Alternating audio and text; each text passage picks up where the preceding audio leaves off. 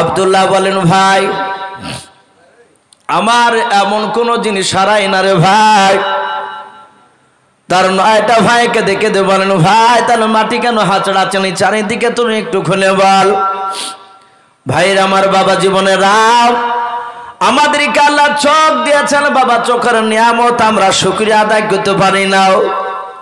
যাদের চোখ নাই তাদেরকে গিয়ে জিজ্ঞাসা করবেন, ভাই চোখটা কত বড় দামি জিনিস।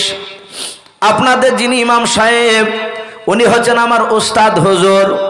ওনার বাড়ি সুরুলিয়ায়, ওনারই বাপ, উনিও ছাত্র, আমিও একসঙ্গে পড়তাম। সুরুলিয়া মাদ্রাসায় পড়তো বাপ। যে পাশের একটা গ্রাম আছে ছেতিয়ানি বলে নাও। আমার জীবনের বাস্তব কথা বলছি বাবা। আমি ছেতিয়ানি নতুন পাড়া মসজিদে থেকে মাদ্রাসা সুরুলিয়াতে পড়তে আসতাম।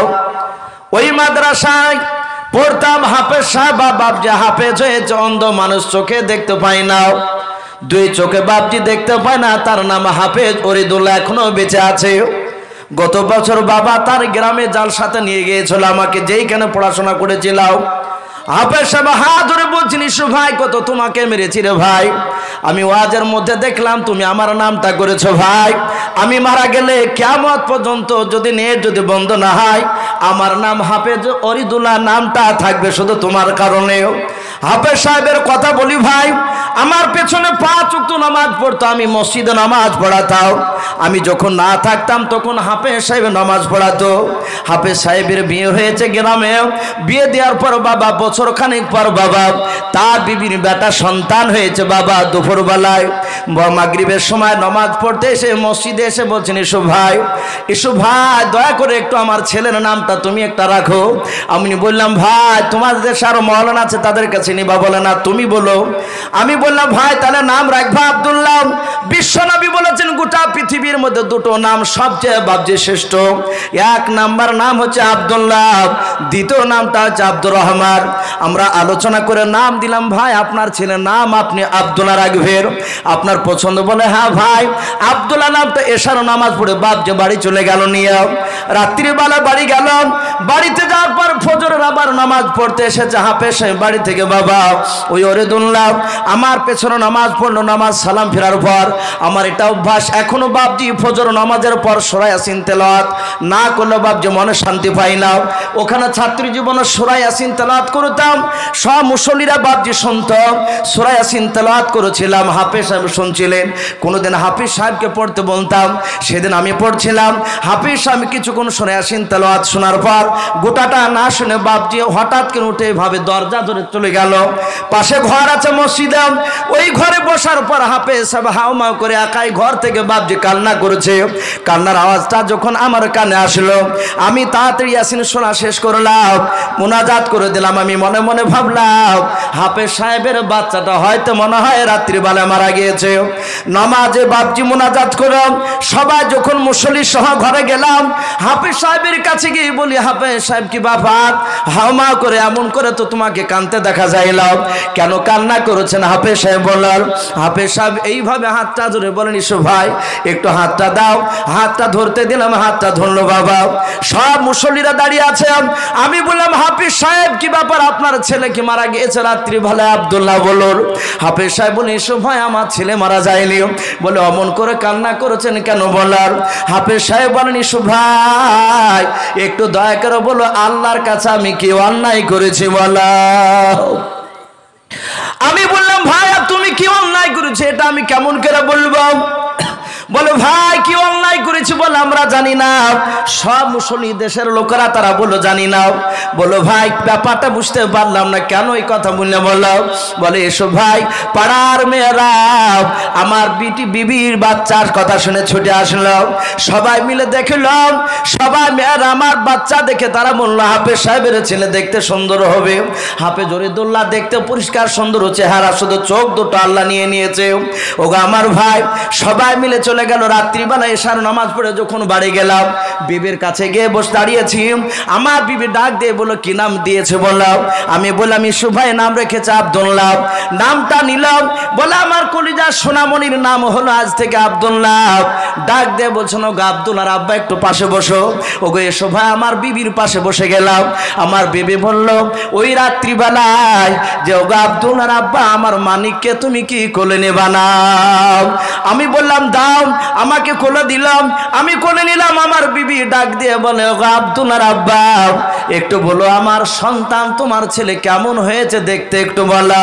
ওগো এসো ভাই, আমার বিবির কথা শুনে আমার ছেলের মাথা থেকে পা পর্যন্ত আমি 6-7 বার আমি হাত বুলালাম। ভাই আর থাকতে পারছি না রে ভাই, শুনে নাও। আমার পাড়ার মেয়েরা সবাই আমার ছেলের চেহারাখানা দেখে গেল। আমার বিবি কয়েকবার জিজ্ঞাসা করলো, ওগো আব্দুল্লাহর আব্বা বলো আমার ছেলে দেখতে কেমন হয়েছে বলো। এসো ভাই, আমার চোখ দিয়ে আমার ছেলেকে আমি দেখতে পেলাম না। তাই রে ভাই, আজ এত আঘাত পেয়েছি রে ভাই। আর যদি আমার চোখ দুটো আল্লাহ কেড়ে না নিয়ে আমার পা দুটো যদি কেড়ে নিত, তার সাথে সাথে হাত দুখানা যদি কেড়ে নিত রে ভাই, আজকের মতো আমি মনে হয় এত আঘাত আমি পেতাম না। ও বাপজি ভাইয়েরা, যাদের চোখ নাই বাবা সে জানে বাবা চোখটা কত বড় বাপজি দামি জিনিস, বড় মূল্যবান। আল্লাহর নবী জনাবে মুহাম্মদ রাসূলুল্লাহ সাল্লাল্লাহু তাআলা আলাইহি ওয়াসাল্লামের আব্বা মাঠে হাঁচড়াচ্ছে, বলে ওগো আমার ভাইরা আমার এমন কিছু জিনিস হারায় না রে ভাই। বলে ভাই কি হাঁচড়া ছিল বলো। ডাক দিয়ে বলে ওগো ভাইরা শুনে না, আমি 10টা ভাইয়ের মধ্যে আমি তোমাদের ছোট ভাই আব্দুল্লাহ। বলে হ্যাঁ। ওগো আমার ভাইরা আমাকে কোলে নিয়েছ। ওগো আমার ভাইরা আমার পা তোমাদেরকে লাত লেগেছে। ওগো ভাই আমি মনে হয় দুনিয়ার বুকে আর বেঁচে থাকবো না রে ভাই, আর বুকের ব্যথা আর সহ্য করতে পারি নাই। আমার মনে হয় আব্বার কথা আর আমার বিবির কথা বাস্তবে পরিণত হয়ে যাবে। ওগো আমার ভাইরা আমি হাঁচড়িয়ে আমি চারিদিকে আমি 9টা ভাইয়ের তোমাদের শুনে নাও, আমি পা দুখানা ধরে ক্ষমা চাইছিলাম। জোরে বলুন সুবহানাল্লাহ। ভাইরা কান্না না করে থাকতে পারে? ভাইদের কান্নার রোল বেড়ে গেল। সব ভাইয়েরা বলিল ভাই কাঁদিস না, আল্লাহ তোকে ভালো করবে। হঠাৎ করে বাবাকে চোখের উপর আব্দুল্লাহর ভাইয়েরা বোঝাচ্ছে ভাই তোকে আল্লাহ ভালো করবে, আর কাঁদিস না। হযরতে আব্দুল্লাহ গভীর আরো রাত্রি হয়েছে, হঠাৎ করে হাত দুখানা এইভাবে আকাশের দিকে বাবা উঁচু করে ধরলেন। আবু তালিব বলেন, ওরে আমার ভাই আব্দুল্লাহ, সন্ধ্যার পর একবার দেখলাম মাঠে হাঁচড়া ছিলে, এবার হাত দুখানা আকাশের দিকে উঁচু করে কেন, কি দেখছিস, কি দেখবি, ধরবে বল। আব্দুল্লাহ বলে ভাই আবু তালিব তোমার হাত দুখানা ধরতে দাও। হযরতে আবু তালিব হাত দুখানা ধরতে দিল। বলে ভাই কি বলবি বল। ডাক দিয়ে বলেন ভাই আমি মৃত্যুর আগে দুটো কথা বলবো, বলো তুমি আমার কথা দুটো রাখবে কিনা। বলে অবশ্যই কথা রাখবো বল। হযরতে আব্দুল্লাহ ডেকে বলেন ভাই আমার বাড়িতে আমার প্রাণের বিবি আমিনাকে রেখে এসেছে রে ভাই, আর 6 মাস হলো তার সাথে আমার বিয়ে হওয়া। ওরে আমার ভাই আবু তালিব আমি তোমার হাত দুখানা জোরে ধরি রে ভাই, যদি আমার এখানে ইন্তেকাল যদি আমার হয়ে যায়, মৃত্যু যদি হয়ে যায়, ও ভাই আমার ইন্তেকাল করার উপর আমার ভাই তুমি আবু তালিব কথা দাও আমার বিবি আমিনাকে দেখাশোনা করবে কিনা। বলো ভাই আমি দেখবো, কাঁদিস না, ওসব কথা বাদ দে দিনি, ভালো করবে আল্লাহ তোকে। ভাই আর একটা কি কথা বলবে বল। আব্দুল্লাহ বলেন ভাই 2 নাম্বার কথা, আমার আমিনাকে শুধু একা রেখে আসি নাই, আমার আমিনার পেটে শুনে নাও 6 মাসের বাচ্চা রয়েছে রে ভাই। যদি বাচ্চাটা দুনিয়ার বুকে ভূমিষ্ঠ যদি হয়ে যায়, আর যদি বেটা সন্তান হয়, তাহলে নাম রাখিবে মোহাম্মদ। বলুন সাল্লাল্লাহু তাআলা আলাইহি ওয়াসাল্লাম। আবু তালিব চমকে উঠলো, বলে ভাই এ মোহাম্মদ সাল্লাল্লাহু আলাইহি ওয়াসাল্লাম নাম জীবনে প্রথম শুনলাম, এ নাম তো এর আগে শুনি নাই, কোথায় পেলি বল। ডাক দিয়ে বলেন ভাই আবু তালিব শুনে নাও, আমি আর আমার বিবি আমিনা দুজনায় বিছনায় শুয়ে থাকতাম। মাঝে মাঝে আমার বিবি স্বপ্ন দেখতো আর বলতো স্বামী গো রাত্রিবেলা স্বপ্ন দেখলাম। বলে কি স্বপ্ন দেখেছো বিবি বলো। ডাক দিয়ে বলুন তো গো মার স্বামী শুনে নাও, কেউ যেন আমাকে বলতেছে মারহাবা, ও আমিনা মারহাবা। আর বলতেছে আমিনা তুমি মুহাম্মদ সাল্লাল্লাহু আলাইহি ওয়াসাল্লামের মা। জোরে বলুন সুবহানাল্লাহ। ও ভাই তুমি কথা দাও যদি বেটা সন্তান হয় তাহলে নাম রাখিব মুহাম্মদ সাল্লাল্লাহু আলাইহি ওয়াসাল্লাম। যদি এই নামটা যদি না রাখে শোনে না আমার বিবি কষ্ট পাবে, আমার বিবি কাঁদবে আর বলবে আল্লাহ আমার স্বপ্নের রাখা নামটা আমার ভাইয়েরা নেয় নাও। আমার স্বামী থাকলে নিশ্চয় নিত। আব্দুল মুত্তালিবের ছেলে আবু তালিব বলে ভাই কান্না করবে না, আমি কথা রাখবো। নবীজির আব্বা আব্দুল্লাহ বলেন ভাই মুহাম্মদ সাল্লাল্লাহু আলাইহি ওয়াসাল্লাম যদি জন্ম নেয় তাহলে তাকেও তুমি যেন একটু দেখাশোনা করবে, বলো অসুবিধা নাই। হযরতে আব্দুল্লাহ এই কথা বলে গভীর রাত্রিতে তিনি ইন্তেকাল করলেন। পড়ুন ইন্না লিল্লাহি ওয়া ইন্না ইলাইহি রাজিউন। রাত্রি ইন্তেকাল করলেন মাকামে আবুয়া জায়গাটায়। কেতাবে লিখেছে যে সেদিন আমিনার স্বামী আব্দুল্লাহ ইন্তেকাল করছেন সেদিন আব্দুল্লাহ স্বপ্ন দেখছেন, এই আমিনা স্বপ্ন দেখছেন। রাত্রিবেলায় স্বপ্ন দেখলেন ঘরে চালাটা ঝড়ে উড়ে চলে গেল। হযরতে আমিনা ওই রাত্রিতে ছুটে চলে গেলেন। যার পর শ্বশুরমশাই আব্দুল মুত্তালিবকে ডেকে বলেন আব্বা আমি রাত্রিবেলা অতি আশ্চর্য একটা স্বপ্ন দেখলাম। বলো মা কি স্বপ্ন দেখেছো? বলো স্বপ্ন দেখলাম আব্বা হঠাৎ করে ঝড়ে আমার ঘরের চালাটা উড়ে নিয়ে চলে গেল। এর মানে কি হবে? আব্দুল মুত্তালিবের চোখে পানি টলমল করতে লাগলো। উনি স্বপ্নের ব্যাখ্যা করতে পারতেন, দাবি করতে পারতেন। উনি বুঝতে পারলেন এই স্বপ্নের মানে বোঝাতে চাইছে আমার ছেলে বেঁচে নাই। কিন্তু ওই রাত্রিতে বললেন না, বলে মা সকালে বলবো যাও। আবার এসে বিছানায় শুয়ে যাবি না। হঠাৎ করে আবার কিছুক্ষণ পর স্বপ্ন দেখছে পরনের শাড়িটা আকাশের দিকে উড়ে চলে যাচ্ছে। আমিনার ঘুম ভেঙে গেল। এসে বলেন ওগো আব্বা আবার স্বপ্ন দেখেছি। বলে কি মা? বলে স্বপ্ন দেখলাম প্রথমকার স্বপ্ন ঝড়ে আমার চালা উড়ে নিয়ে চলে গেল, আর দ্বিতীয় স্বপ্ন দেখলাম পরনের শাড়িটা আকাশের দিকে উড়ে চলে গেল। বলে মা শাড়িটা ধরার চেষ্টা করোনি? বলে শত শক্তি ব্যয় করে আমি চেষ্টা করে পারিনি, আসমান ভেদ করে কাপড়টা চলে গেল। আব্দুল মুত্তালিব কেঁদে উঠে বললেন মা রে দুটো স্বপ্নের ব্যাখ্যা একই পাওয়া যাচ্ছে। তোমার স্বামী আব্দুল্লাহ মনে হয় আর পৃথিবীর বুকে বেঁচে নাই। কিন্তু মা কেঁদো না দেখে আমি কোনো দুটো লোক খবর পাঠাই ওখানে। ওই রাতের বেলাতে দুটো লোক পাঠিয়ে দিলেন। তারা উঠে চেপে চলে গেল। সেখানে বাপজি যেতে যেতে যেতে বাপজি সকাল হয়ে গেল। মাকামে আবুয়ায় পৌঁছে দেখছেন সেখানে কবরের ব্যবস্থা করছে। হযরতে আব্দুল মুত্তালিব যে দুটো লোককে পাঠিয়েছিল তারা আব্দুল্লাহর ভাইদের সাথে আব্দুল্লাহকে দাফন করে বাপজি বাড়ি চলে আসলো। হযরতে আমিনা রাস্তার ধারে দাঁড়িয়ে আছে, দেখে আমার স্বামী আসে কিনা। তাকে দেখলো স্বামীতে যে উটটা চেপেছিল সে উটটা খালি আসতেছে, বুঝতে আর বাকি থাকলো না। আমিনা হামা করে কেঁদে উঠলেন। আব্দুল মুত্তালিব বললেন ওগো মা কেঁদো না, কাঁদিলে তোমার স্বামীর গোর ভালো থাকবে না।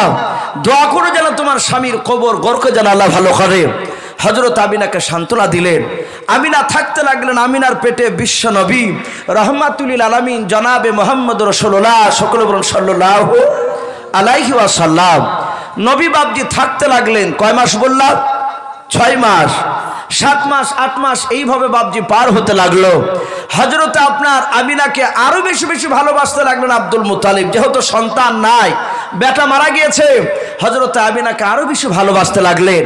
আমিনার পেটে যখন 10 মাস 10 দিন বাপজি পূর্ণ হয়েছে, বিশ্ব রসূল তিনি দুনিয়াতে আসবেন।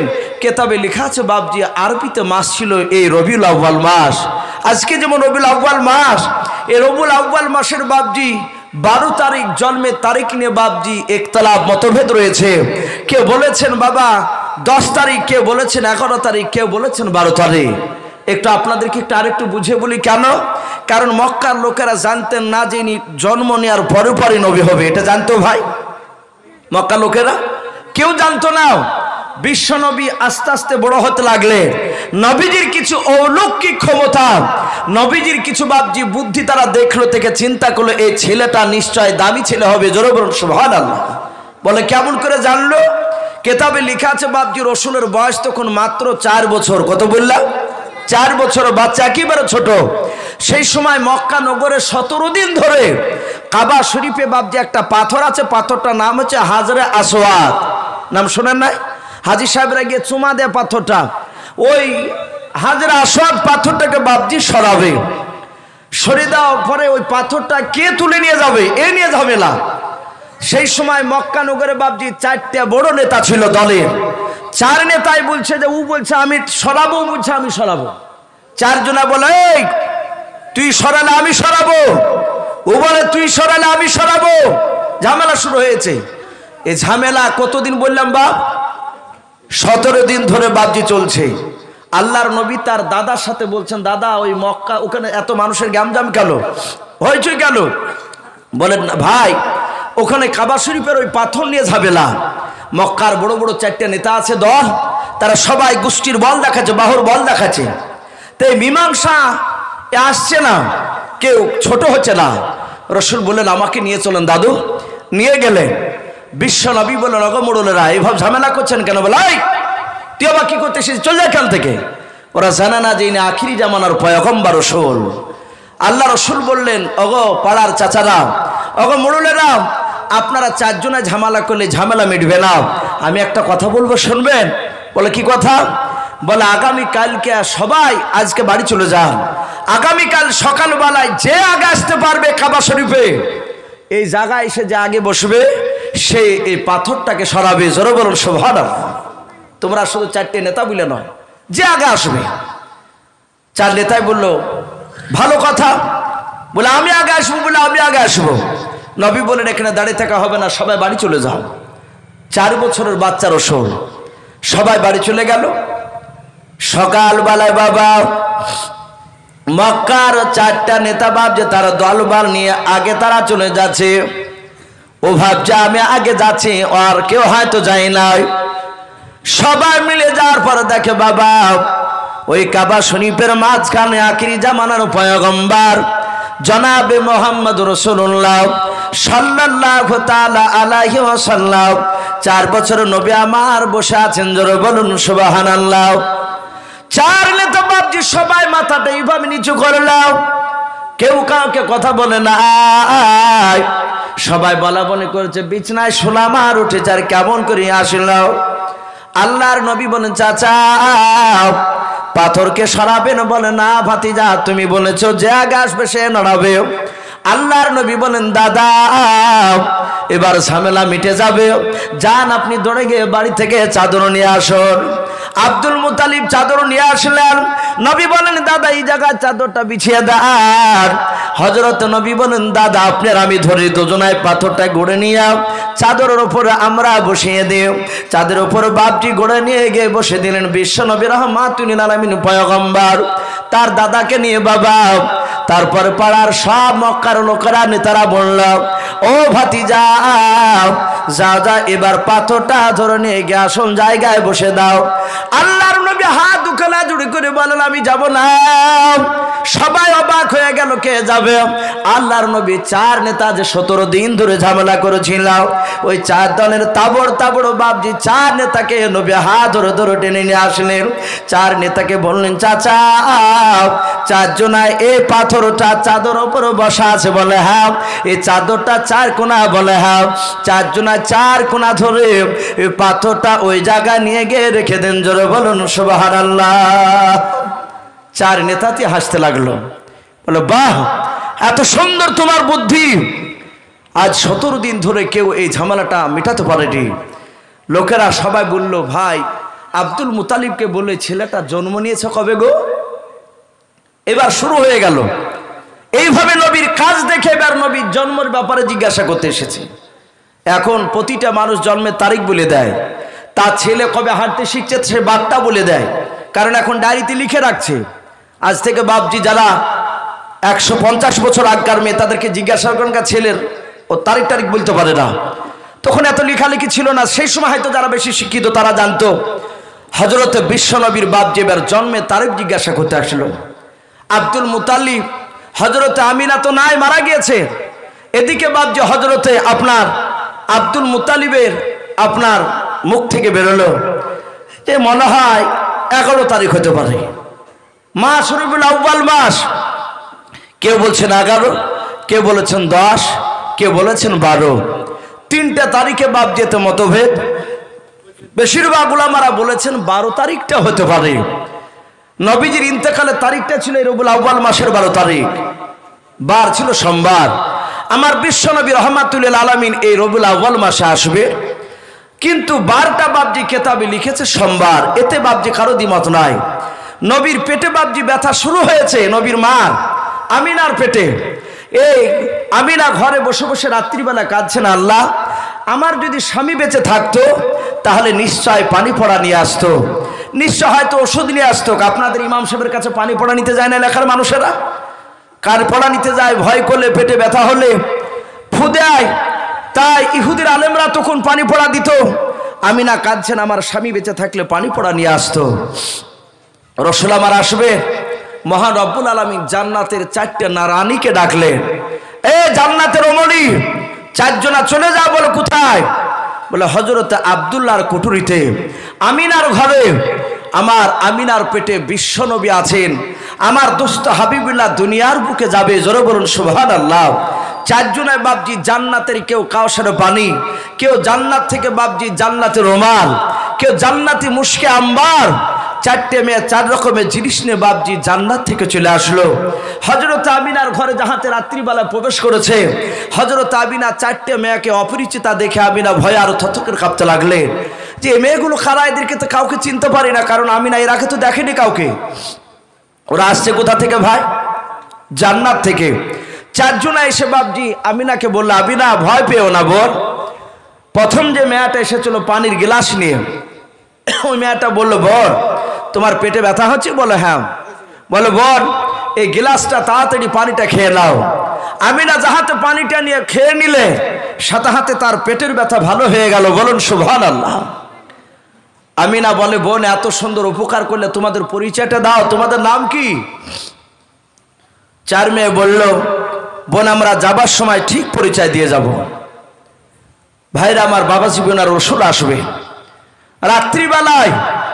তাই কবি তাই বলেছেন কবির ভাষায়, রাত আপনার দিনকে ডেকে বলে, দিন তোর চেয়ে আমার মর্যাদা বেশি হয়ে যাবে। জোরে বলুন সুবহানাল্লাহ। দিন বলছে কেন? বলে রাত্রিবেলা আখিরি জামানার বিশ্ব নবী আসবে। দিন বলে জন্ম নিয়েছে? বলে না, নিবে। রাতকে দিনকে দিনে ডেকে বলছে, রাত রাতের বেলা জমিয়ান নবী আসবে না, দিনের বেলা জন্ম নিবে, তোর চেয়ে দাম আমার বেড়ে যাবে। বলুন সুবহানাল্লাহ। মদিনায় রসুল যাওয়ার আগে দাম ছিল না। রসুল মক্কা থেকে মদিনায় গেলেন, গোটা পৃথিবীর মধ্যে মদিনার মাটি দামি হয়ে গেল। জোরে বলুন সুবহানাল্লাহ। সারা পৃথিবীতে এখনো মদিনার মতো মানুষ আর পৃথিবীতে দ্বিতীয় কোথাও পাওয়া যাবে না। হযরত বিশ্বনবী যেখান যেখানে গিয়েছেন সেই সব জায়গা দামি হয়ে গিয়েছে। আল্লাহ রসুল আসবে, দিন বলছে না রাতের বেলা আসবে না, দিনের বেলা আসবে। রাত বলছে না দিনের বেলা আসবে না, রাতের বেলা জন্ম নেবে। তাই ঝগড়া শুরু করেছে। তাই কবি বলে, আজ নবেজের জন্ম দিবস হাই রে মুমিন ভাই, আজ নবেজের জন্ম দিবস হাই, আজ নবেজের জন্ম দিবস হাই রে মুমিন ভাই, আজ নবেজের জন্ম দিবস হাই। ওই রাতে বলে আমার হবে, ওই দিনে বলে আমার হবে, রাতে দিনে ঝগড়া করে যাই রে মুমিন ভাই, আজ নবেজের জন্ম দিবস হাই, আজ নবেজের জন্ম দিবস হাই রে মুমিন ভাই, আজ নবেজের জন্ম দিবস হাই। আমার আল্লাহ ডেকে বলে, রাত আর দিন শোনো রে, আমি এমন টাইমে আমার দোস্ত হাবিবুল্লাহকে পাঠাবো, কেউ দুজনায় দাবি করতে পারবে না। ভাইরা আমার, বাবা জীবনেরা, মুয়াজ্জিন যখন দেখবেন সকালবেলা বাপজি ফজরের আজান দেয়, আর সালাতু খায়রুম মিনান নাওম দেয় না, ওই সময় না রাত না বাপজি দিন, ওই টাইমটাকে বাপজি শুভে সাদিকের টাইম বলা হয়। আল্লাহর নবী জনাবে মুহাম্মদুর রাসূলুল্লাহ সাল্লাল্লাহু তাআলা আলাইহি ওয়াসাল্লাম শুভে সাদিকের সময় বাবা নাভি কাটা অবস্থায় এবং খতনা কাটা অবস্থায় দুনিয়ার বুকে চলে আসলেন। জোরে বলুন সুবহানাল্লাহ, নারে তাকবীর। আল্লাহর নবী চলে আসলেন। কিতাবে লেখা আছে সিরাতে হালিবিয়া বিশ্বনবী বাবা সিজদার মতো করে নেমে চলে আসলেন। আমিনা বাপজি নবীকে বাপজি কোন নিলেন, দেখলেন নারী কাটা খতনা অবস্থায় রসুল চলে এসেছেন বাবা। হযরত আমিনার কোল থেকে বাপজি 4টা মেয়ে বাপজি নিয়ে নিলাম, তারা জান্নাতি কাপড় দিয়ে জড়ে নিলাম। আল্লাহর নবীজির শরীরে জান্নাতি মুশকে আম্বার বাপজি রসুলের গায়ে মেখে দিলাম। 4 জনায় রসুলকে আদর করার পর 4টা মেয়ে আমিনাকে দিয়ে বাপজি তারা চট করে চলে যাচ্ছে। হযরত আমিনা নবীকে কলকর নিয়ে ডাক দিয়ে বলেন, গো বোনেরা তোমরা কেন আমাকে পরিচয় দিয়ে যাও না? ও বোনেরা তোমাদের নামটা বলো, তোমরা পরিচয় দেবো বলেছ। 4 নাম্বার মেয়েটা বাপজি 4 জনের পেছন দিকে দাঁড়িয়ে বলে, আমিনা। প্রথম নাম্বার মেয়েটা বলেছিল, বল তুমি আমাকে চিনতে পারো না? বলে না। প্রথম নাম্বার মেয়েটা বলে, আমিনা রে শুনে নাও, সর্বপ্রথম আল্লাহ দুনিয়াতে নবী পাঠিয়েছিলেন বলে হ্যাঁ, ওই নবীর নাম হযরত আদম আলাইহিস সালাম। ওই আদম শফিউল্লাহ আলাইহিস সালামের প্রাণের বিবি শুনে নাও, আমি হযরত মা হাওয়া আলাইহা সালাম। জোরে বলুন সুবহানাল্লাহ। হযরত আমিনা দ্বিতীয় মেয়েটাকে বলে, বোন তোমার পরিচয়টা দিয়ে দাও। 2 নাম্বার মেয়েটা বলে, আমিনা তুমি আমাকে চিনো না? বলে না। 2 নাম্বার মেয়ে বলে, আমিনা দুনিয়ার বুকে শুনে নাও, আল্লাহ একজন নবী পাঠিয়েছিলেন, যে নবীটার আব্বা দুনিয়ার বুকে ছিল না, বিনা বাপে আল্লাহ নবী পাঠিয়েছিলেন।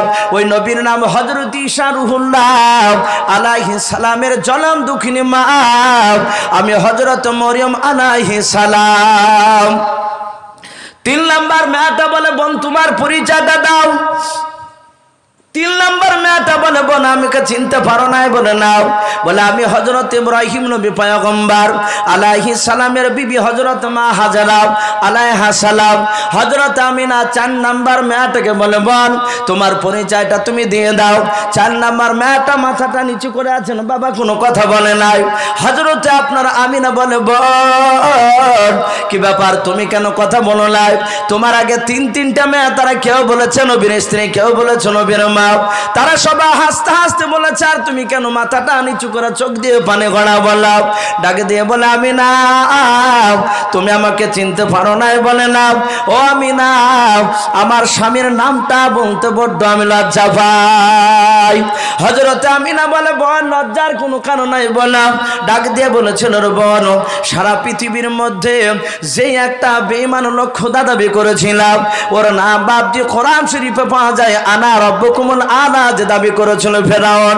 হযরত ওই মেয়েটা ডাক দিয়ে বলেছিল, আমিনা ওই বেঈমান ফেরাউনের স্ত্রী আমি হযরত আসিয়া আলাইহা সালাম। জোরে বলুন সুবহানাল্লাহ। 4টা মেয়ে বলি অদৃশ্য হয়ে গেল। হযরত আমিনা বিশ্ব নবীকে কোলে করে নিয়ে আছে। কিতাবে লিখছে বাপজি ওই সময় একটা সোয়াইবা বলে একটা আবুল আহাবের দাসী ছিল। কি নাম বললাম? সোয়াইবিয়া আবুল আহাবের দাসী। নবীজির চাচার নাম আবুল আহাব, আপন চাচা। এই আবুল আহাবের দাসী প্রতিদিন সকালবেলায় বাপজি ওই ফজরের আজান দেয়, ওই রকম টাইমে উঠতো। আমাদের অনেক মানুষ আছে দেখেন, মুসলমান ঘরের ছেলে লোকেরা ফজর আজান দেয় আর মসজিদের পাহা দিয়ে বাপজি রান দিতে যায় না, দৌড়াদৌড়ি করে, অথচ বেটা মসজিদে নামাজ পড়তে যায় না। এরা হচ্ছে হতভাগা। হয় নামাজ পড়ে দৌড়তে যা, নাহলে দৌড়ে এসে নামাজ পড়। হযরতে রকিয়া ওই সময়তে সোয়াইবিয়া মেয়াটা উঠতো। ফজরের টাইমে উঠলে দেখবেন একটা নুরানি বাতাস পাওয়া যায়। ওই বাতাসটাতে শরীর বাপজি সারাদিন পাতলা হয়, শরীর ভারী থাকে না। অনেক মেয়েরা দেখেন বলে, উঠ ফজরের নূরের বাতাস খেতে হয়।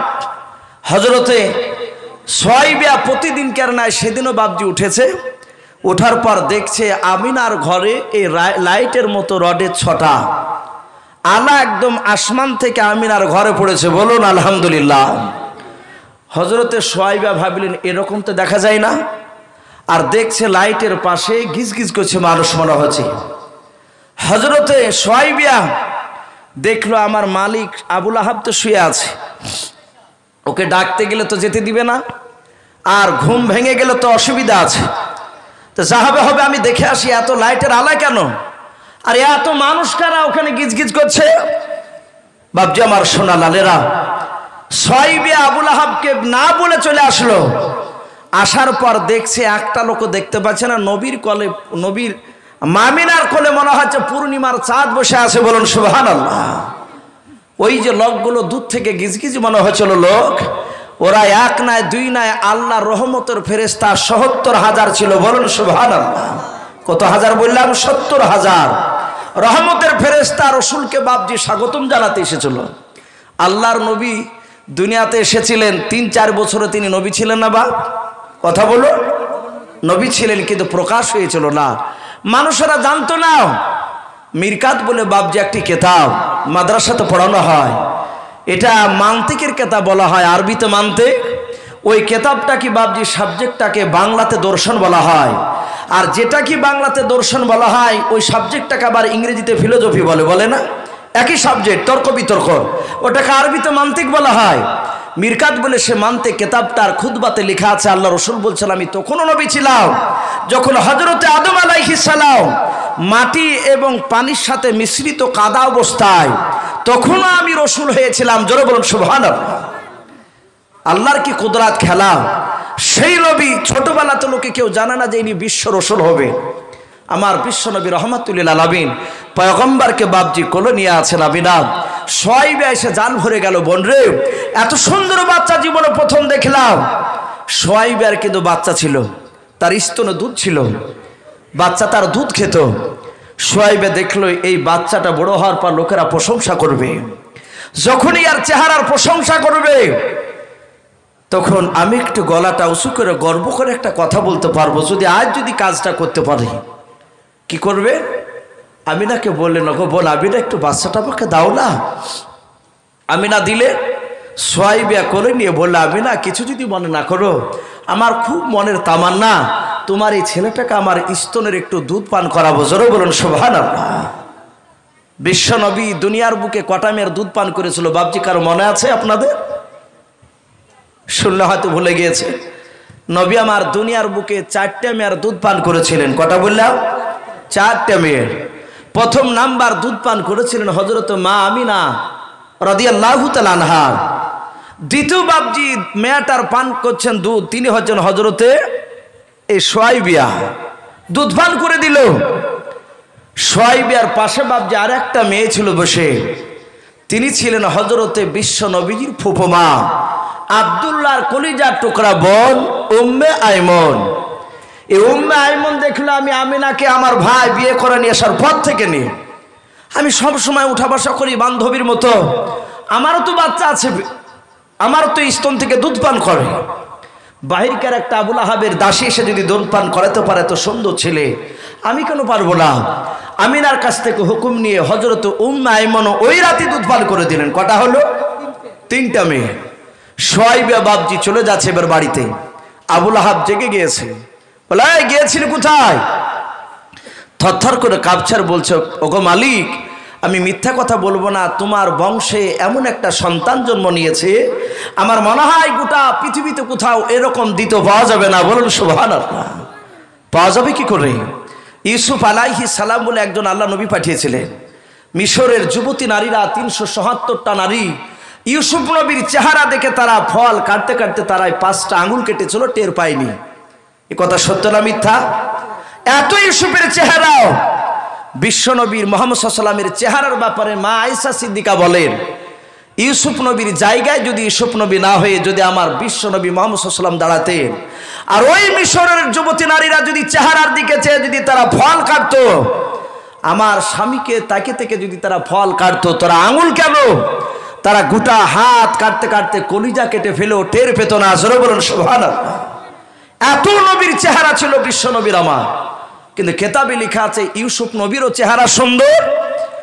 আল্লাহ বলছেন যে আমি ইউসুফকে সুন্দর চেহারা দিয়েছিলাম। আমার এদিকে আয়েশা বলছে যে আমার স্বামী মুহাম্মদ সাল্লাল্লাহু আলাইহি ওয়াসাল্লামের চেহারা সুন্দর। দুটো কথা দুই রকমে যাচ্ছে। তাহলে কথা কি ভুল? তাহলে নিশ্চয় একটা কমা আছে। বলে না, বিশ্ব নবী বলেন আমি মেরাজের রাত্রি গিয়ে দেখলাম জান্নাতে 7টা আসমান যখন পাড়ি দিছিলাম, ইউসুফ নবীকে 4র্থ আসমানে দেখলাম। ইউসুফ নবী আলাইহিস সালাম জান্নাতে বাপজি দেওয়াল ধরে এভাবে দাঁড়িয়েছিলেন। জিবরিল আলাইহিস সালামকে নবী বললেন, ওগো জিবরিল ভাই ইনি কে এত সুন্দর? রসুল তো তার আগে চিনেন না ইউসুফকে। জিবরিল বলেন ইনি সেই ইউসুফ নবী পয়গম্বর যার ভাইয়েরা ওকে ইদারায় ফেলে দিয়েছিল, মিশরের মেয়েরা তার চেহারা দেখে আঙুল কেটেছিল। নবী ইউসুফ নবীর কাছে গিয়ে সালাম দিয়ে মুসাফা করলেন। বললেন ভাই সত্যি তুমি সুন্দর দেখতে, বলুন সুবহানাল্লাহ। নবী জান্নাতে তার প্রশংসা করলেন চেহারা, আর আয়েশা বলছেন আমার স্বামীর চেহারা সুন্দর। বিশ্বনবী বলেছেন আমার ইউসুফ ছিলেন সাদা, আর আমার বিশ্বনবীর সাহাবা আব্দুল্লাহ বিন মাসউদ রাদিয়াল্লাহু তাআলা আনহু বলেন, আর অন্যান্য সাহাবারা বলেন আমার বিশ্বনবী ছিলেন লাল। সাদার চেয়ে লাল দেখতে ভালো লাগে না? সাদা বলে লালটার দিকে মানুষ আকর্ষণ বেশি হয়। হযরতে আপনার ইউসুফ নবী নয়, শোয়াইবা বলল তোমার ভাই আব্দুল্লাহর বিবির সন্তান হয়েছে। আবু লাহাব তখনও বাপজি বেঈমান তো হবে, জানে না, সে জানে না যে ইনি নবী হবেন। তা বলে আমার ভাইয়ের যখন বিবির এত সুন্দর বাচ্চা হয়েছে, শোয়াইবা যা, আমার বংশের মর্যাদা বেড়ে গিয়েছে, তুই যখন বলছিস যা, তোকে আমি আজকে বিনা পয়সাতে আজাদ করে দিলাম, বলুন সুবহানাল্লাহ। ভাই কেতাবে লিখেছে মক্কা নগরের প্রতিটা বাচ্চা সেই সময় আপন আপন মার কোলে থাকতে পারত না। কেন? সেই সময় একটা মহামারী দেখা দিয়েছিল। সেই সময় বাচ্চার শরীরে ফুসড়ি হতো, ফুসা পড়ে গিয়ে চাকা চাকা হয়ে জায়গাটা ঘা ধরে যেত, পচন ধরে বাচ্চা প্রায় 200-র উপরে বাচ্চা ওই সময়তে বাপজি মারা গিয়েছিল।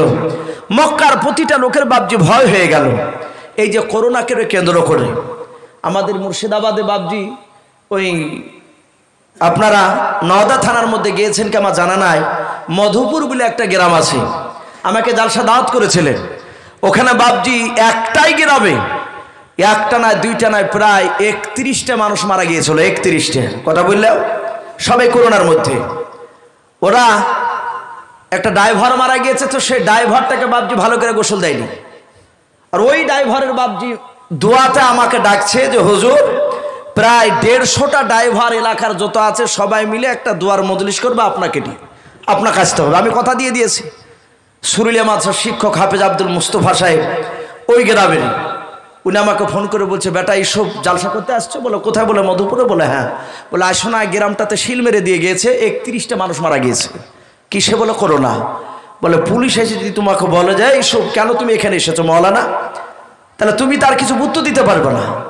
তো ভাই এই মানুষের একটা আতঙ্ক ধরে থাকে, এই ভয়ে আমিও বাপজি গেলাম না। জালসার দিন সকালবেলা জানতে পারি, বলে ভাই মাফ করবেন আমি যাব না ভাই, কারণ ওই গিয়ে আসে তখন বাড়িতে আমাকে হয়তো ঢুকতে দিবে না। এই মানুষের একটা আতঙ্ক ধরে থাকে। এই যে কাশি হচ্ছিল যে করোনাকে যাহাতে কাশাচরণ নিয়ে লোক দৌড়িয়ে পালাচ্ছে, এরকম অনেকে হয়েছে যে হয়তো আর করোনা হয়তো ঢুকে পড়বে বলে। এই আতঙ্ক মক্কানগর ওই সময় একটা আতঙ্ক ধরে গিয়েছিল মানুষের, যে বাচ্চা জন্ম নেওয়ার পর মক্কাতে থাকলে মারা যাবে। তাই মক্কা নগরে নেতারা বললো ভাই আজ থেকে যত বাচ্চা জন্ম নেবে, এই 2 বছর বাচ্চা মক্কার বাইরে যদি থাকে তাহলে এই বাচ্চাগুলো নিরাপদে থাকবে, 2 বছর পর এসে মক্কা নগরে থাকলে আর মরবে না। এটা তাই হয়েছিল। সাথে হাতে বাপজি বলল যে যারা নিয়ে যাবে তারা দায়মা হিসেবে আসবে, তারা প্রচুর টাকা পাবে। হযরতে বিশ্বনবীর মা বলছেন আব্দুল মুতালিবকে, ওগো আব্বাজান আমার ছেলেকে কে নিবে? বলে চিন্তা করো না মা, নিশ্চয় দায়মা আল্লাহ পাঠিয়ে দিবেন। হযরত আমিনার বাড়িতে বিশ্বনবী জন্ম নিয়ে 5 দিন ছিলেন। কদিন বললেন? 5 দিন। 5 দিনকার দিন বাপজি আপনাদের যেমন রাস্তা শিল্প করে এইরকম বাপজি মক্কা নগরে বিশ্বনবীজির মা নবীকে কোলে করে নিয়ে আব্দুল মুতালিব বাপজি দাঁড়িয়ে আছে, দাইমারা আসবে। কেতাবে লিখেছে বাপজি প্রথম যে একটা দাইমা এসেছিল ওই মায়েটার নাম ছিল বাপজি রকিয়া বিনতে আবু জাহাস। রকিয়া বিনতে আবু জাহাস মেয়েটা এসে বলে আমি না এত সুন্দর বাচ্চা একটু আমাকে দাও, দাও আমাকে। বলে বাচ্চা দিবা না? বলে কেন দিব না, দেওয়ার জন্যই তো দাঁড়িয়ে আছে। ভাইয়েরা